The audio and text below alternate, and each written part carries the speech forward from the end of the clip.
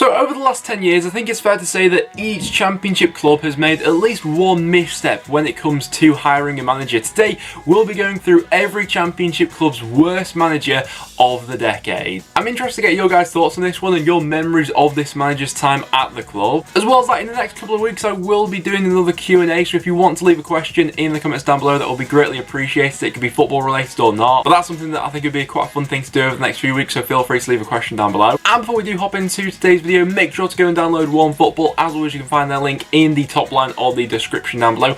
As we don't have any football going on in the world at the moment, I don't know what you guys are doing for yourself, but it's just a bit dead around at the moment, isn't it? But if you do want to keep up to date with all the recent updates that are going on around the footballing world in terms of when football's going to be getting back on, what the EFL have got planned in terms of the football schedule, then OneFootball is a really handy place to stay up to date with everything that is currently going on. So I'd highly recommend OneFootball, link down below. But without any further ado, let's get into this list. Barnsley Jose Moraes. In February 2018, Barnsley found themselves in a situation where they were looking for a new manager after Paul Heckingbottom had just controversially left and gone to Leeds United.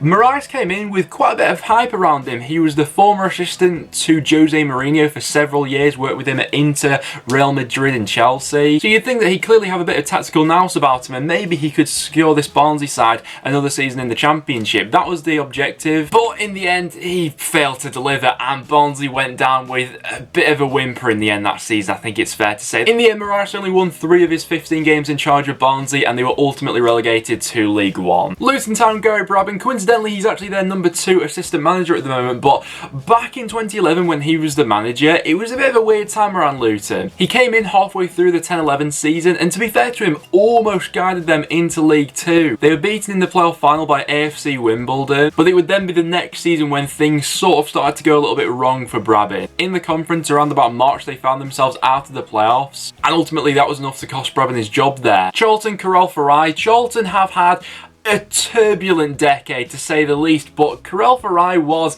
less than useless as a manager. I mean, he wasn't even their manager, he came in as an interim head coach. In 2016 he was in charge for 14 matches, winning just 2 of them, and there were some awful performances dotted throughout his time there. A 3-0 loss to Middlesbrough, a 3-0 loss to Ipswich, they were beaten 4-0 by Burnley, and then ultimately his last game in charge was a 5-0 hammering away at Huddersfield. He was sacked in January, but that season Charlton, all things considered, were a mess and they were ultimately relegated in 22nd. Hull City, Ian Dowie, he came in the 09/10 season looking to save Hull from relegation in the Premier League. He came in to replace Phil Brown, who the club had just parted company with. You know, when you normally appoint a new manager, you get that sort of new manager bounce. I think that Hull were relying on that to happen, but yeah, that wasn't the case at all. In the 9 games that he was in charge at Hull, he won just 1 of them. And ultimately, Hull went down with a bit of a whimper that season and were relegated in 19th place. Wigan Athletic, Malky Mackay. Oh my god, this one was an awful appointment from Wigan. I don't really need to say too much about this one. He was brought in the 14/15 season after Wigan had just parted company with Uwe Rosler.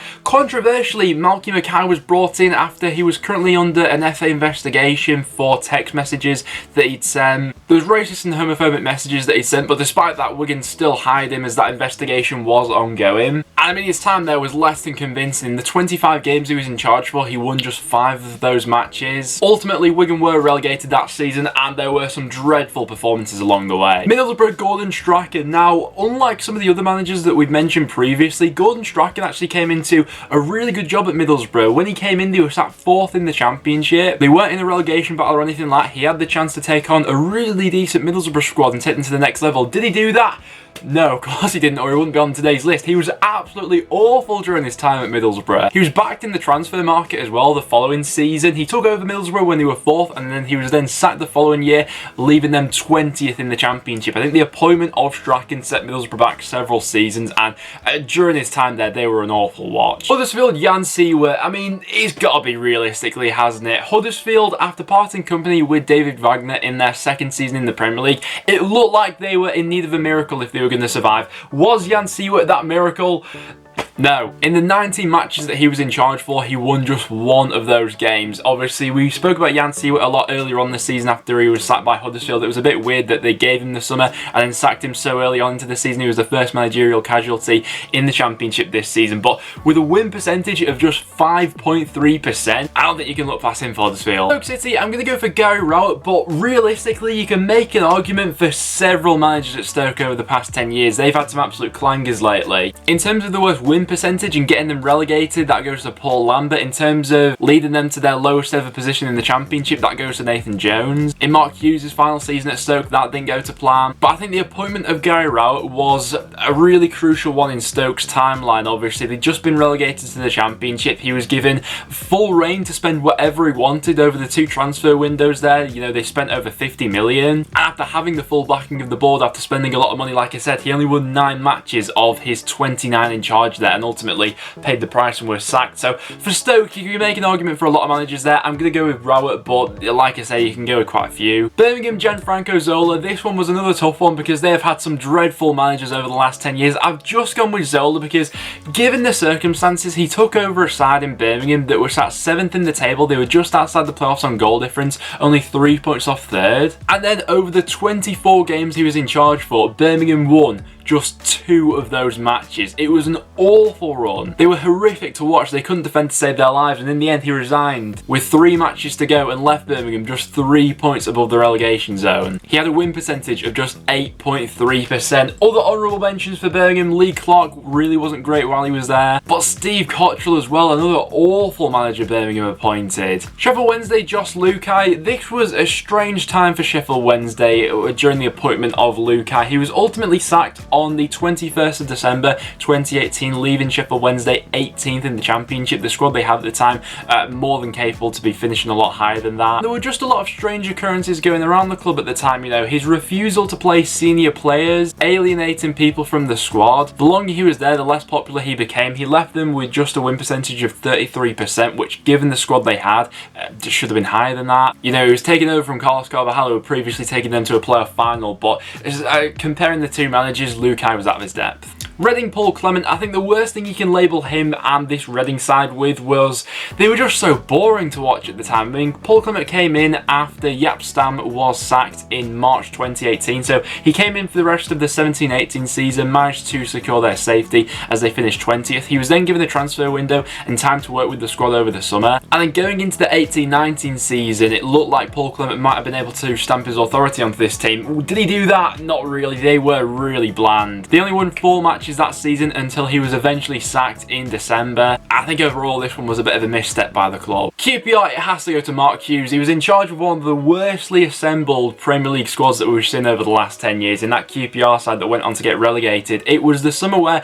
they completely reassembled their squad. They brought in about 16 or so players. All very high profile, sort of big names came into the team as well, but would Mark Hughes be the man to be able to gel them all into a cohesive team? No, not at all. They were an absolute shambles throughout that year. Mark Hughes was sacked in November 2012 after having a win percentage of just 23% at QPR, and they ultimately went on to finish bottom of the table that season. Derby County, Nigel Pearson. Now this one was a relatively short-lived one. He was only in charge there for 14 matches, but it was a bit of a weird appointment at the time, and then Nigel Pearson fell out with Mel Morris. In the 14 games he was in charge for, he won just 3 matches with Derby and ultimately left them when they were sat 20th in the Championship. They had quite the summer transfer window as well, so there was quite a bit of promise around Derby. You know, they brought in the likes of Vidra and Nugent, but it was clear to see that Pearson wasn't going to be the man to lead them forward. Swansea City, Bob Bradley. Who else could it be? This one was another relatively short-lived one. He was in charge at Swansea for just 11 matches. This was a strange season for them. He only won 2 of the 11 he was in charge for, winning just 18% of his matches there, and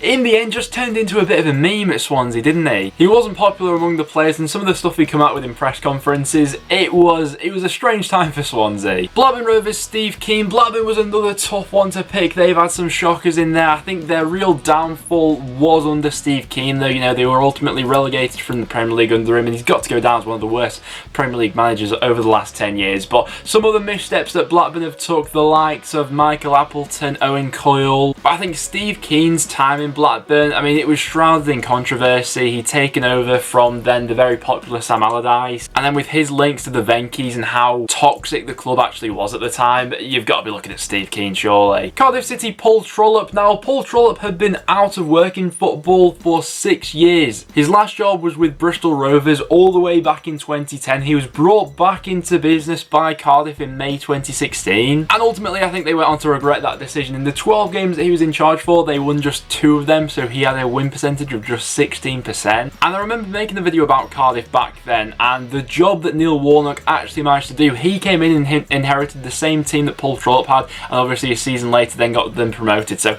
Paul Trollope way out of his depth. Millwall, Ian Holloway. Now, Ian Holloway is that sort of happy-go-lucky manager. You know, you associate his time with the likes of Blackpool and Crystal Palace, getting them both promoted, playing expansive attacking football. He then came to Millwall, and it just wasn't a good fit between Holloway and the club. In his first season there, he did manage to survive with them, but the following season left them second bottom of the Championship. Having just a win percentage of 22%, he wasn't a popular figure amongst the Millwall fans, and that season, when they did go on to get relegated, the team had absolutely no cohesion about them. They were a mess. Bristol City, Sean O'Driscoll. Now, he came into the club in a difficult situation. In January 2013, they were sat at the bottom of the Championship. He had the job of trying to salvage their season. When he initially came in, there was a bit of an upturn in form, but that couldn't be sustained for a lengthy period of time. Ultimately, they were relegated at the bottom of the Championship. He was then given the summer to work with the squad in League One. However, that did not go to plan, and after 11 matches, they were sat bottom of League One without a win,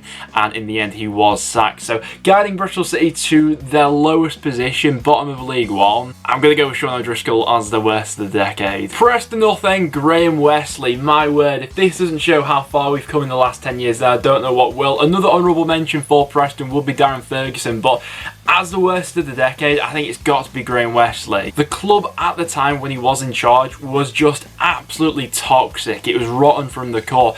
Wesley did have a difficult job to do, and there's no denying that. You know, he had to do a whole squad rebuild on a really tight budget, and to be fair to him, he did bring in some decent players. However, his management of those players was absolutely appalling. Some of the in-games decisions he was making and some of the stuff he come out with in the press conferences after was just absolutely baffling. After one game, I remember him blaming Jeffrey Monicano and Will Hayhurst for the defeat to teenagers, and he's saying that about them in the press conference. The guy was a lunatic.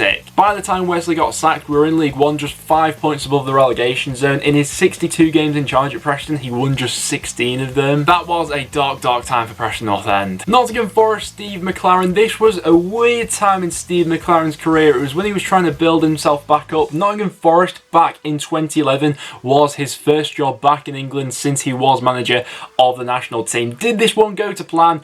No, it did not. And this was another relatively short-lived one, actually. He was only in charge at Forest for 13 games, winning just 3 of those. He came in to replace Billy Davis, so that was never going to be an easy task. But after winning just 8 points from his first 10 league games in charge, McLaren resigned as manager. Brentford, Marinas D'Cousin. This one was another relatively short-lived one. He was just in charge at Brentford for 9 matches. This one was back in 2015. It was after Mark Warburton had left and they were looking for his replacement. They went for the Dutch manager and things didn't go to plan. It was a turbulent pre-season that they had there, and after the 9 games that he'd had in charge, winning just 2 of them, it was clear that he wasn't the right man for the job, and he parted ways at the end of September. So a relatively short-lived one, but not successful by any means. Fulham, Felix Magath. This one was another strange appointment from Fulham. He was in charge for 20 matches. He was brought in February 2014 to try and salvage their season in the Premier League. He couldn't do that, but he was still given the opportunity to work with the squad and go into next season in the Championship, and they would be looking to push for promotion. But that season quickly turned sour for Fulham. They lost 6 of their first 7 matches in the Championship and drew the other one. That was enough to see him sacked, and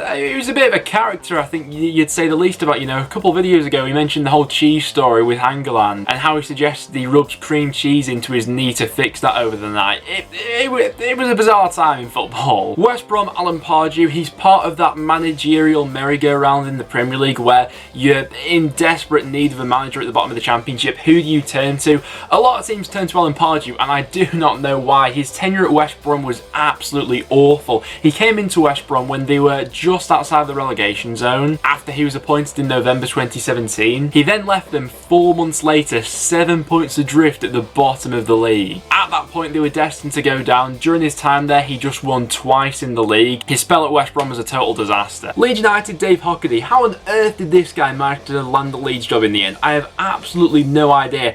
Leeds over the last 10 years have had some awful missteps in terms of the managers that they've hired. I've gone with the Hawk, as he was then called. He was in charge for just 6 games at Leeds, winning just 2 of them. It was a bit of a joke appointment at the time. His only previous job had been the manager of Forest Green Rovers, so it was bizarre how he ended up with the Leeds job in the first place. Like I say, he was sacked after just 6 games, but some other shouts for Leeds. I mean, there's a lot I could go over here. Paul Heckingbottom from Barnsley ended up being an absolute disaster. There was a time when they had Steve Evans there at the club. They had Darko Milanic. Leeds have had some awful managers, and I'd be interested to know from Leeds fans, who would you say has gone down as your worst manager of the last 10 years? Let me know down below. But guys, there we have it. There was every Championship club and who I believe to be their worst manager of the decade. If you'd like to see me do another video where we go over the best Championship managers of the decade, then leave a like on today's video and I'll get going on that one. But other than that, that will now wrap it up for today's video, guys. So if you did go to enjoy, make sure you do leave a like. It is always massively appreciated, and make sure you do subscribe for a bit of regular Championship content. But other than that, thanks very much for watching, and I'll see you all